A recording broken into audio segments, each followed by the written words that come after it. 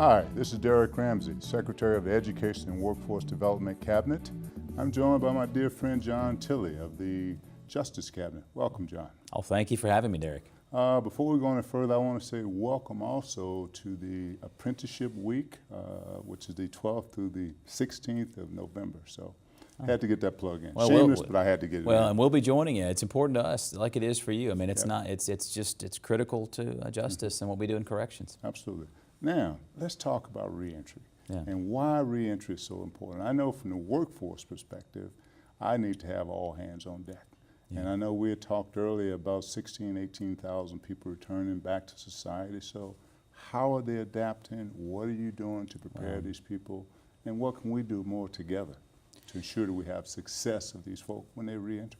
Well, I know we have limited time, but let me approach it from a 30,000-foot perspective.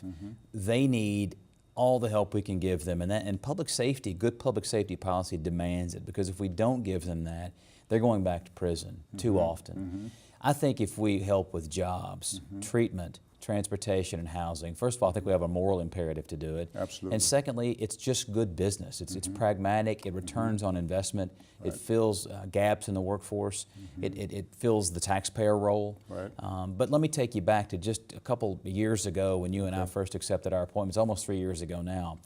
I sat down with the reentry division, which had not connected one single returning citizen from prison to a job, not one. Okay, all right. Fast forward to today, and we're recognized nationally by both the president and vice president and national groups for getting it done the right way. I was at a meeting at the White House with people from the political left, the middle, and the right, and there were folks, and they talked about Kentucky was one of only 2 states singled out for best practices in reentry and how we were getting it done.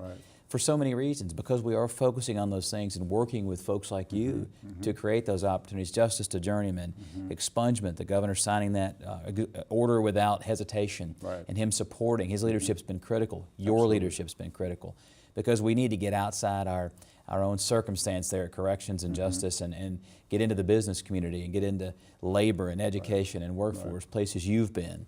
And that's why we're leading. And not only that, because we have some pretty passionate people too, which are not allowing any grass to grow under their feet. They're getting it done. And this is, we're working with a sense of urgency now to do all those things. Well, but I think equally, I want to commend the employers. Absolutely. Because as I mentioned to you, some 3 years ago when we started down this journey, they were not very receptive. So I think for 2 reasons things have happened here. One, there's a dire need of skilled labor.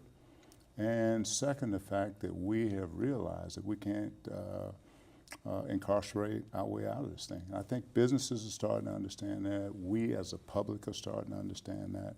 And for our loved ones and friends that have been incarcerated, for them to get a shot once they get out is critical. Well, I mean, look, the United States still leads the world in incarceration. I mean, we 4.5% of the population, 25% of its prisoners, 1 out of every 3 women incarcerated worldwide. Kentucky leads the country in children impacted by incarceration.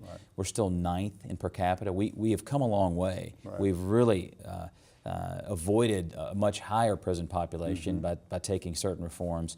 And we're dropping the population as we speak right now through better reentry practices. But we need more help. The legislature is getting with us, but we need more help with good policy driven by them. Yeah, well, we're going to continue to do all we can. Absolutely. My friend, I can't thank you enough for being here again. Always enjoy it, Derek. Let's do it.